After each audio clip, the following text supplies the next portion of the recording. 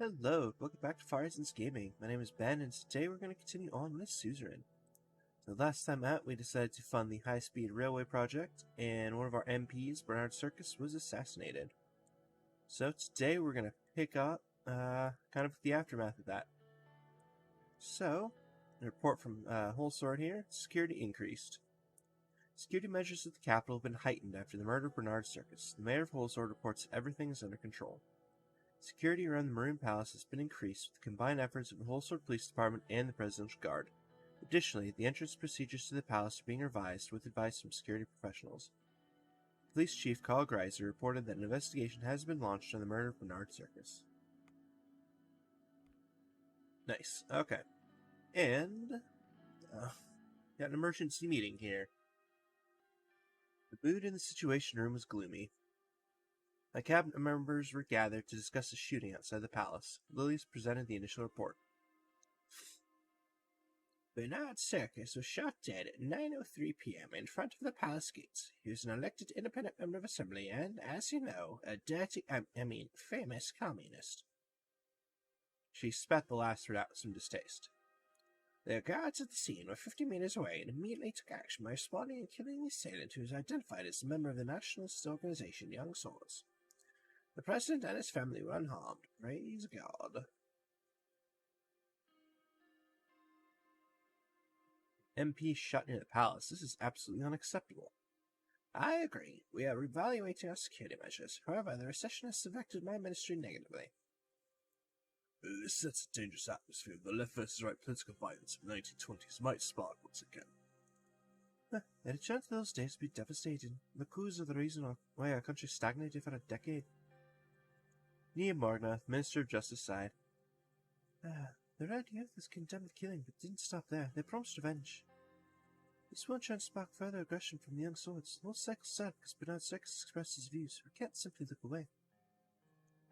Nia had always been one of the only members of the Justice Ministry truly deserving of the name. She had survived countless attacks on her character while fighting corruption within the ministry, and rising to power had only compounded her sense of moral duty. Freedom of expression is part of our Constitution. We can't have anyone, let alone an MP, shot for voicing different opinions.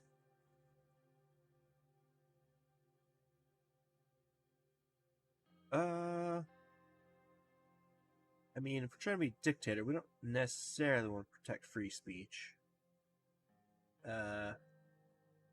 Let's just stop the communists, why not? The millennialist ideology that the Red Youth promotes poses threats to our country too. We should be cautious. Agreed. We are always watchful of internal threats like the banned Communist Party members who are supportive of a similar agenda with the Red Youth. These groups won't result on convention means if they're represented in our assembly. A higher electoral threshold and bans are making these factions extreme. Minister of Defense Joseph Lancia grunted in disapproval. He towered over the rest of us in full military uniform, his many war medals conspicuously on display. Don't be stupid, woman. These organizations speak against the state. The Labor Union of Sullivan is also in the same boat. I would be surprised if United Cantona has a hand in supporting all of them. We should refrain from making the issue a political one from the start. It will only add fuel to the fire. It's early, but will we attend the funeral? In my opinion, we should. The nuance here is to detach the person from the violent acts. How can that be achieved when it's Bernard Circas we're talking about? He is the communist of Sullivan. It is difficult, but an elected official has been shot. This is unacceptable for our new administration. We need to make sure we show our stance by condemning it at the funeral. Several police cars rushed past the Maroon Palace. Everyone went silent. Regardless, a full investigation of all of our parties is underway. We will find the subversives and punish them soon enough, Mr. President. I'll do my best to coordinate the administrative tasks. Justice will be served and the rule of law will return to this country stronger than ever. Only if we save Richland as a country, we must think about the upcoming budget.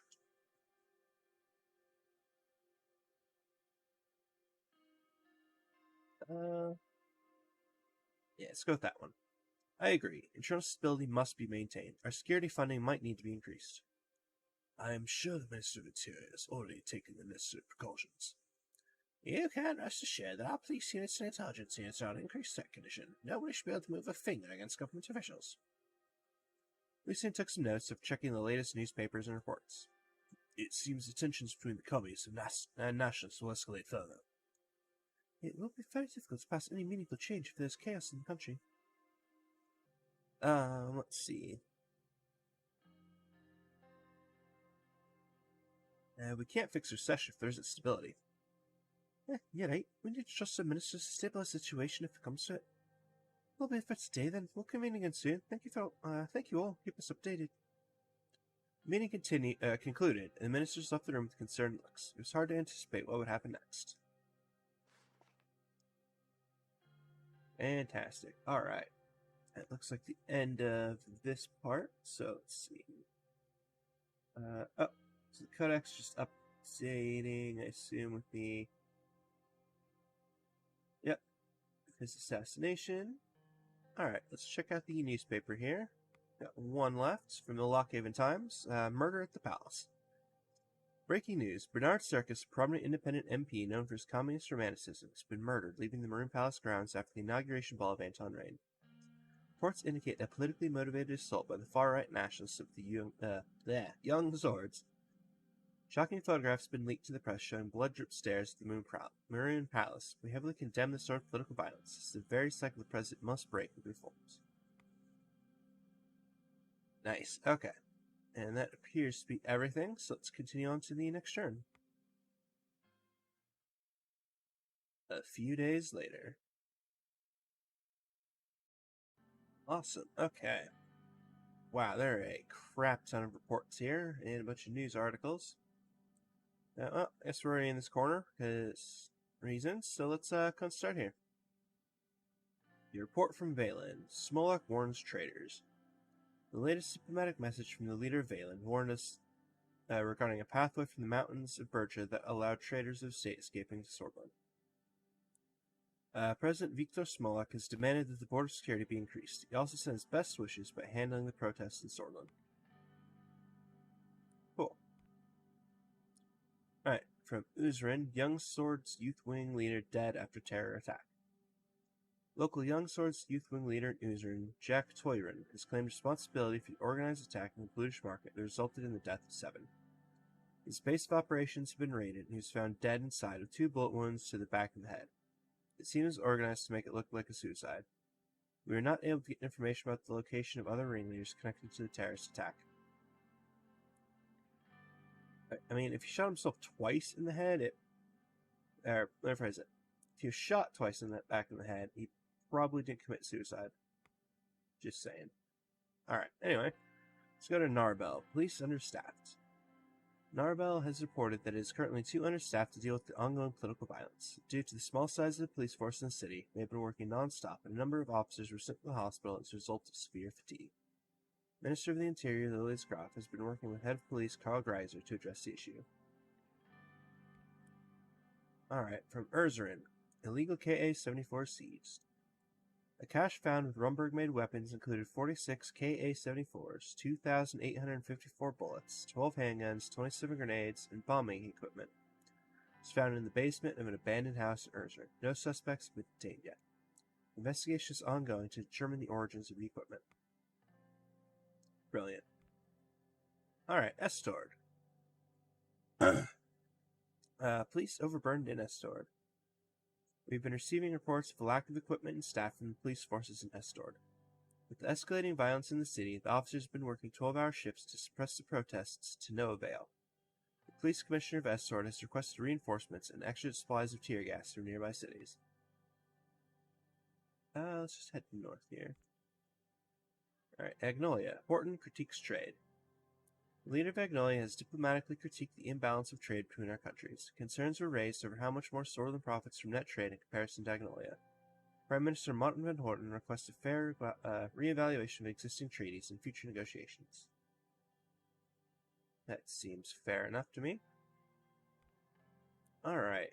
Rebri. Illegal firearms found in Communist Party office. The Rebri Police Department raided the local Communist Party office after alleged attacks organized by one of their members who found illegal firearms in the office. The building has been closed and 22 members of the Communist Party of Sortland have been detained. Alright, from Jen, Weapons Seized and Cultural Center. Local police forces report that a wardrobe full of heavy military equipment has been seized in the Young Swords Culture Center in Jen. Regulars of the place denied having any knowledge about the weapons. The owners of the building have been detained, along with 13 other people. Police captured 22 rifles and 2 machine guns. The equipment belonged to the Swordfish Armed Forces dated 1929, kept in very good condition. Alright, looks like we got one report left over here. Alright, report from Volgan. Communist Party leader suspected of bomb attack. At 11:48 a.m., an unattended bag from the NFP office in Volgan was destroyed by the police on suspicions of a bomb threat, which were then verified. Upon further investigation, Communist Party leader of Volgan, Milt Hanu, has been arrested in connection to the incident.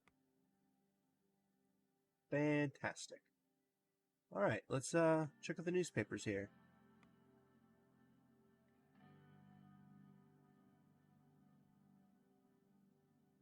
From the Whole Sword Post, Swordish politician shot dead.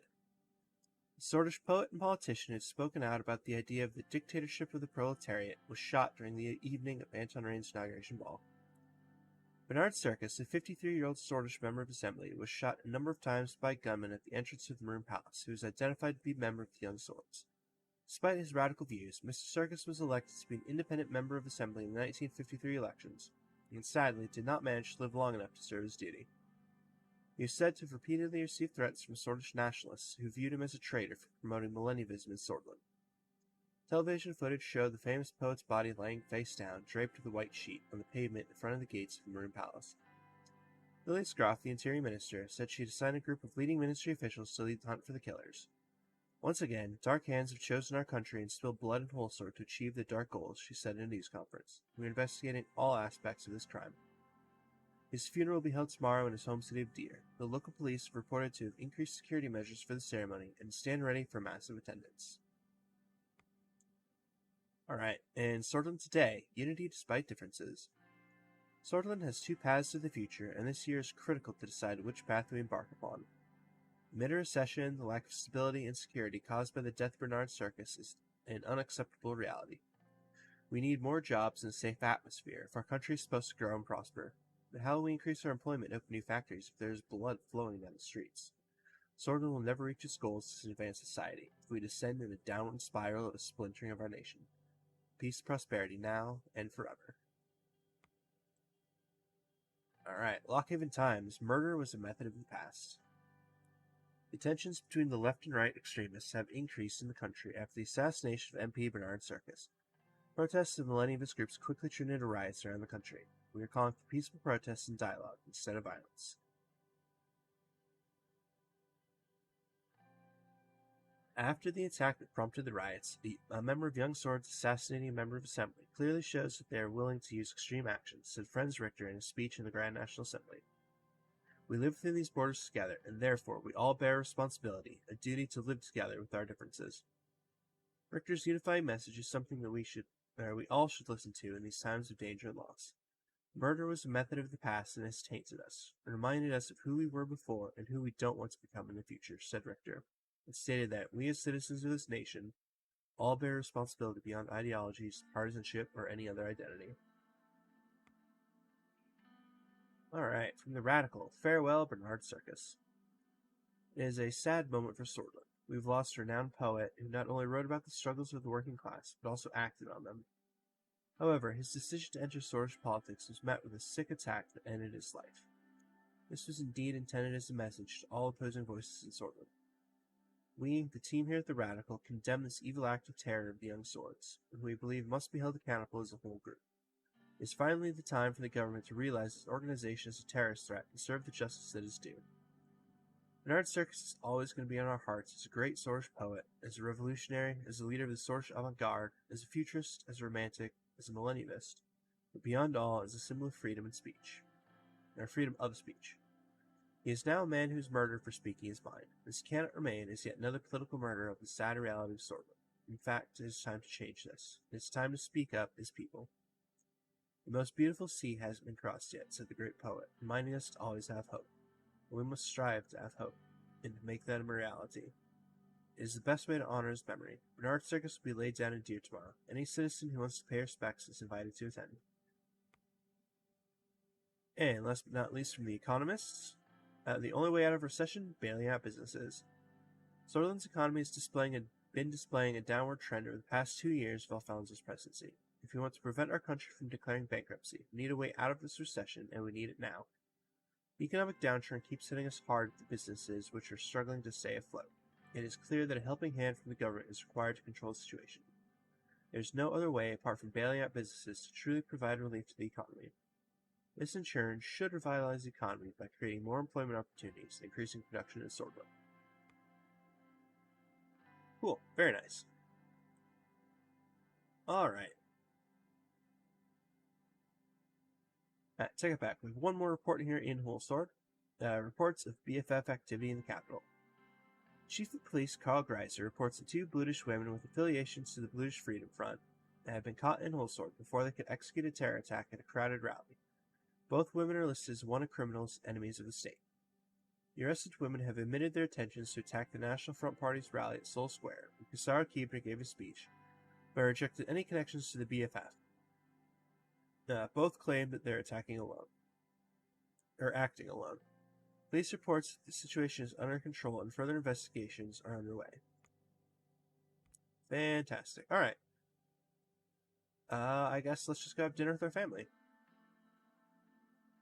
After a long day at the palace, I was finally home. I thanked Serge and walked through the front gates, nodding at the 2 guards as I went by. Even as I turned the doorknob, I could hear Diana rushing down the stairs to greet me. I opened the door, and there she was, standing in front of me with expectant eyes. Papa, you're home. I lifted Diana up and hugged her while trying to put the keys in the tray next to the entrance. She was growing fast. Lifting her up was no longer as easy as it once was. How was school? Boring. I liked my old school better. I put her down. Her expression turned serious. Papa, are the bad men gone? It was only one bad man, Diana, and yes, he's gone now. Okay, Papa. Diana rushed down the hallway. Mama, Papa's here. Monica appeared next to the kitchen door. She was waving an apron and holding a spatula in her hand. Diana, what did I tell you? No running in the house. Yes, Mama. Monica approached me, kissed me on the cheek. A tantalizing smell wafted from the kitchen behind her. Darling, you shouldn't have. What do we have a cook for? I feel like grocery shopping, just like the times. And besides, she can't make a favorite like I can. You mean... Yes, Svabli. Svabli was a classic Wolfsburg delicacy. Vegetables and creamy sheep cheese sandwiched between layers of dough. It was my absolute favorite dish, especially paired with kebji, or kebij, a potent, unfiltered wine from Berja. My lucky day. What's the occasion? No occasion. I just want everyone to cheer up a bit. Her smile faded, and she lowered her voice so that Tiana wouldn't hear. Especially after what happened at the ball. I'm worried, Anton, for you, for the children, and for the country. Diana suddenly appeared next to us. Mama? Yes, sweetheart?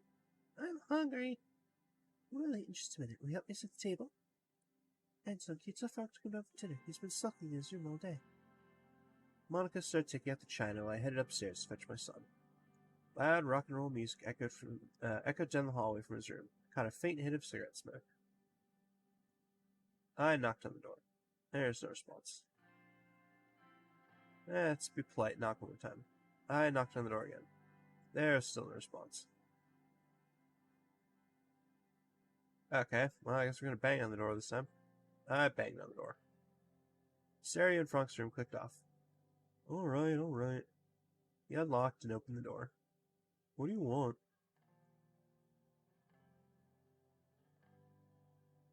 Dinner's ready. Oh, great, I'm starving. Frank headed downstairs to the dining room and I followed after. The table was prepared and Monica was ladling food onto the plates. Come on, have a seat. It won't be as tasty if it's cold. As we started eating, the room went quiet. Monica's cooking was as delicious as ever, but I had the feeling that wasn't the reason nobody spoke. Monica was first to break the silence. Say, did you know they refurbished the grocery store? I don't know if you remember the owner. He has been there every day for the past 30 years. Can you imagine the same job for so long? What if you're president for 20 years, for example?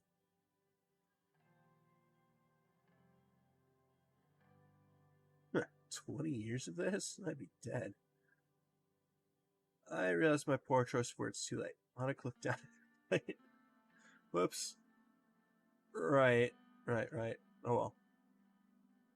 Anyway, the grocer really is a nice person. He threw in some extra vegetables with my... Frank suddenly slammed his hands on the table, rattling the china. Monica, Deanna, and I stared at him. So this is how it's gonna be? We're just gonna sit here like nothing happened? Dad, you could have been killed. Mom could have been killed. Any one of us could have died. Deanna's lower lip started trembling. Monica put her hand on Frank's shoulder. Let's see here. And what would you have us do? I don't know. Talk about it? Maybe? Frank got up from his seat. Fine, let's talk about it. Sit down. Frank took a seat again, scowling. I know it was a close call, but everything's under control. How? How's it under control? It was one rogue shooter. We weren't even the target. But what if we were? Frank, listen to your father. If your father says we don't need to worry, then we don't need to worry. You have to trust him. Monica turned to me. We all have to trust each other. Things calmed down a bit at the table. We finished our food in silence. Frank got up first and retreated back to his room. Monica lifted Tiana up and plopped her in front of the living room TV before returning to the table. She sat down across from me. Anton, you're still young.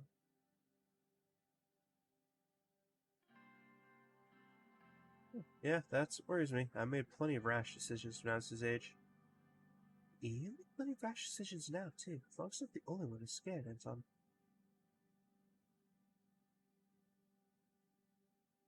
I promise, if there truly is any threat to this family, you'll be the first to know. She got up, stood behind me, and massaged my shoulders for a moment, before leaving me alone in the dining room. Sat alone at the table and drained my glass of cabbage. Had I been lying to Frank and Diana? Was the threat to my family truly over? Time would tell.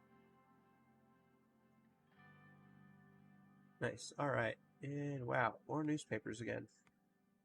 Alright. Okay, yeah, so from the Whole Sword Post, protests across Swordland. Protests erupted around Swordland after the death of Bernard Circas, many of which started peaceful but soon turned violent. Protesters with red youth flags were seen in most central cities around Swordland, carrying out violent riots and organizing protests that disrupted much vital services from being delivered to the Swordlish people.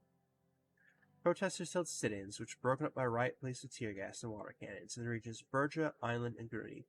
Thousands of people poured into Republic Avenue in Lockhaven and Soul Square in Holsworth in response to the Young Swords' attack. Similar protests around Swordland soon turned into violent riots. Alright, Swordland today. Protests in Gruny. Protests are taking place throughout the Gruny region in response to the assassination of Bernard Circas. Protesters raised their concerns about the Young Swords, increased cost of living, and inequality prevalent in the country. Large rallies have been organized in the city centers of Benfey and Boren.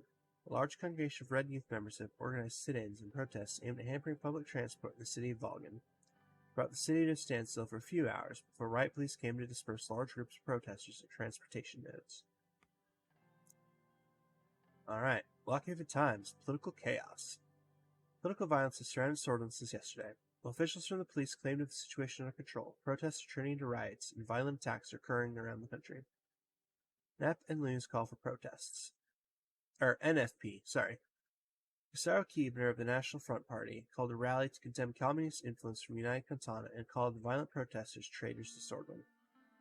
These millennialists are roaming our streets, conducting violent attacks in disguise as peaceful protesters. We can't let them exploit the man's murder, said Keebner in a press conference. On the other hand, the Labor Union of Swordland has gathered to condemn nationalist violence in Swordland. The protest gathered crowds of several thousand, and agitators from both sides of the Whole Sword and acts of vandalism occurred. Trina Horton accused Keebner of provoking the public. Young Swords vandalized shops. A group of people with Young Swords flags vandalized a dozen shops in the trade district of Anarcha, specifically targeting the Bluish and Agno Swords minorities. The shop owners who defended themselves were wounded in the attacks. The local police broke the groups apart. NFP office burned. A group of violent militants have assaulted the National Front Party headquarters in Morna and committed arson. Firefighters have been called to the scene where fires raged for hours on end. Several nearby houses burned to the ground before it was brought under control. Nice. Alright. And from The Economists, the wrong economy.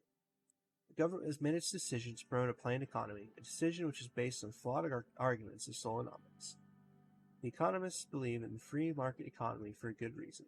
Now, before anyone calls us Circasian sympathizers, we don't support the excessive form of capitalism Circasia is spreading around the world like in Lesbia. Our belief is that a balance can exist where the government can support the private sector with government money.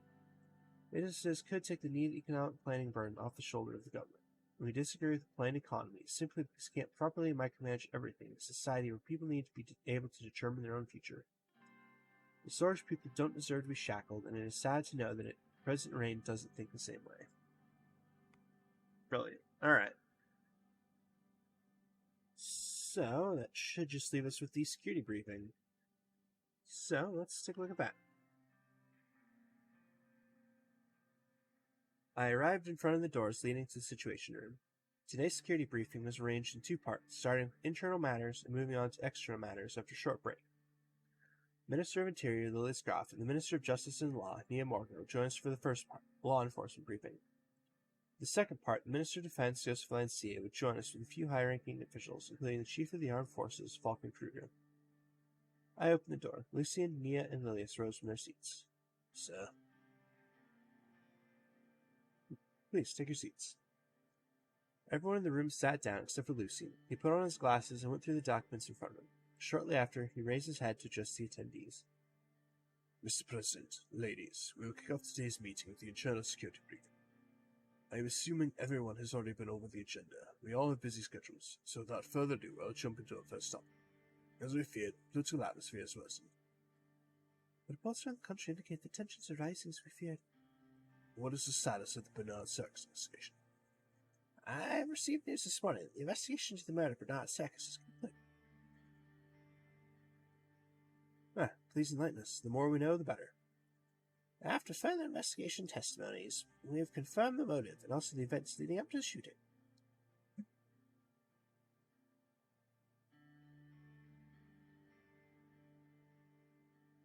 A few days prior, members of the Red Youth initiated a violent attack on young Sword's leader and Jen.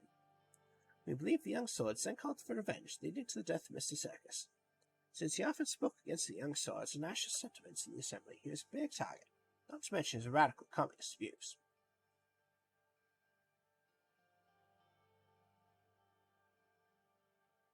Political violence needs to stop. Yes, we've kept it at bay for so long, but it seems there are now more new triggers. Whatever, that's fine. Lily handed over the report and pointed to a highlighted section of the document. The investigation revealed a very troubling fact. The funding sources of the Red Youth have a clear link to United Autonomy.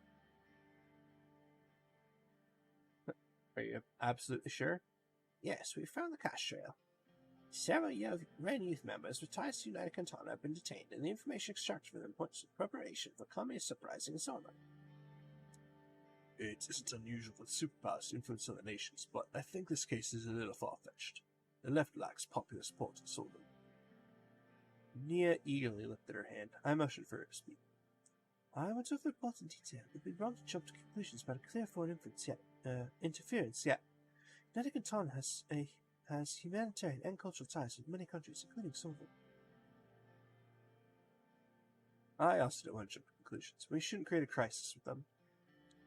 Nearly 3 decades ago, they funded General Rica and tried to establish communist dictatorship in our country. If it were not for Porno Sol, we would have seen the real crisis. She took a sip from a glass of water and continued. Please, Chief, Cockrisers think the funding channel to the United Cantona consulate in Benfey. As we all know, the enemies of Solomon are many, but we also have threats inside the country. And as the government, we have all the power to deal with any threat we face. If we give up essential freedoms to purchase temporary security, we deserve neither freedoms nor security. This is debatable, but yes, we know what more security and surveillance costs this country in the present Sol. Let's not forget that President Sol, God bless him, brought the stability after a long period of bloodshed and chaos. But moving on. Our highest internal threat comes from the estimated 20,000 strong British Freedom Front led by the imprisoned Dylan Arg. Dylan? I don't know. How do you say that? They're a bad political organization, now militant forces trying to incite racial violence.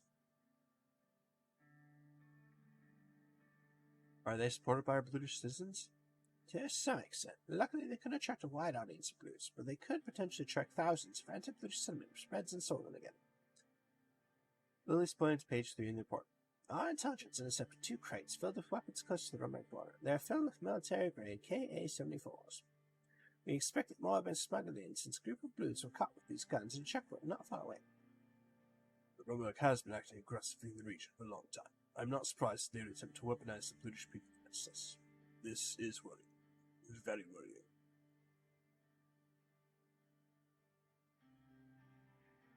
You need to keep level-headed with Romberg. They're looking for reasons to take action. They play dirty while we play nice. It's a battle we will lose. This is grave news, but we must be careful not to stoke the fires of anti-British sentiment. What's the second one we most important threat? It's the gang violence that's threatening the August 9 regions. 2 prominent organized crime families are at war, and the potential for bloodshed is real. Which 2 crime families? One is known as the Cornelli, and the other is the Skinner cartel. They used to be allies until the recent disagreement. Both are active in the cities of Nava and Estor. They're playing with fire. I want them gone. For good. Well, I agree it would make Solvang a better place. It will not be easy. These gangs exist because corruption is so common in my country. They buy police officers to sit by checkpoints. Lily sighed deeply. I shall be honest with you. With our current capabilities, we may not be able to prevent the further army of separatists who maintain order in Bergen, August, and Island. You promised to increase some of the security and law enforcement budget. You must keep this promise. We will keep to that promise, especially in light of all this information. We will rid our country from separatists and violent thugs if you can support us. We should stop using the word thugs at least. The real problem is corruption, which is fueling ganglands. Is very likely the reason why these weapons are smuggled in. A higher budget could help us to end that.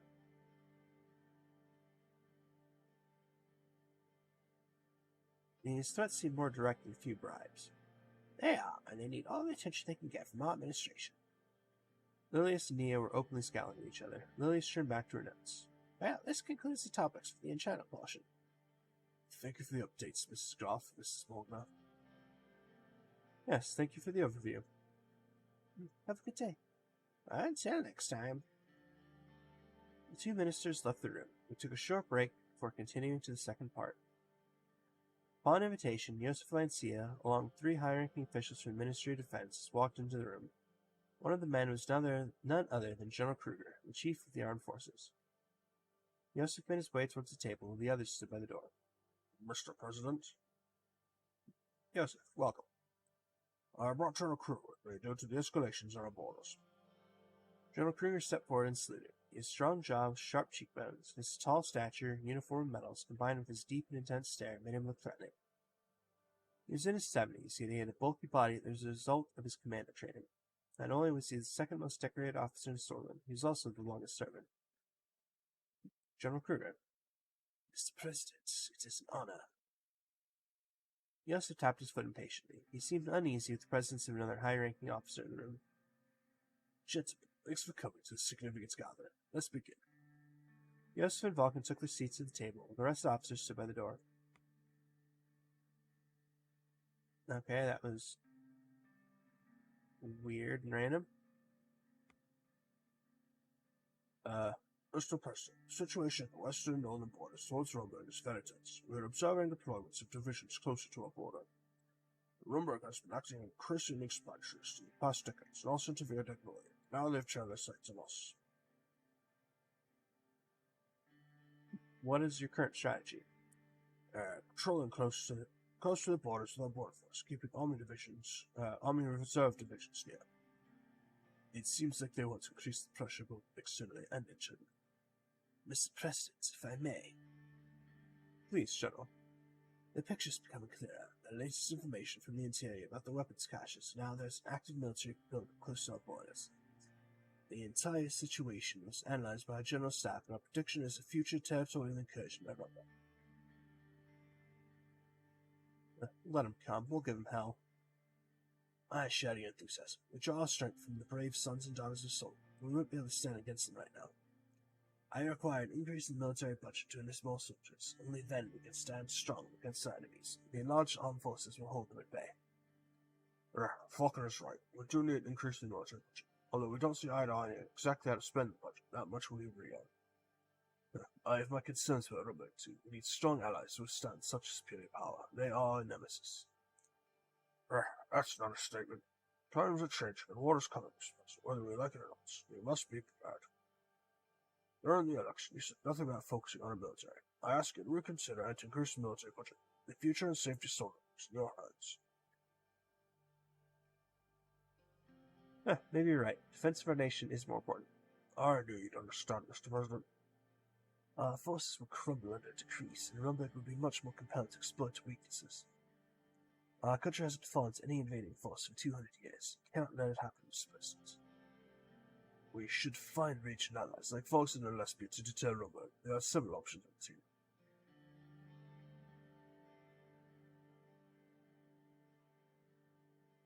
Swordsman must be able to stand on its own 2 feet and defend itself.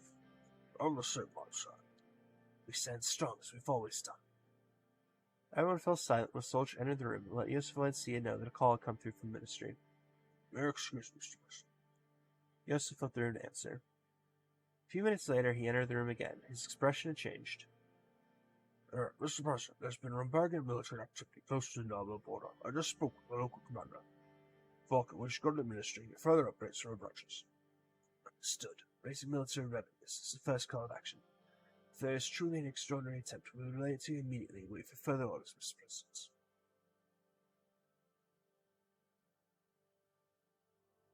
Go and show them the might of the Sword's armed forces. We will. You can be sure of that. Hail Solvent. They saluted and left the room. Rumberg was already testing us, and reports from the interior indicate interference inside our borders. Communists, nationalists, Blinch rebels, rumbling expansionism. What was next? Swordland had always been a key piece in the chessboard of the global rivalry between Arcasia and United Cantana, but in recent years there was no such aggression from Rumberg. Not at these levels, at least. All it takes is one tiny spark to start the flames of war. The phone rang. Rumberg had decided to close her consulate in Lockhaven. Nice, that's a fairly aggressive move there. And on that note, I think it's as good a time as any to go and call for today. So, as always, thank you very much for watching, and I hope to see y'all next time.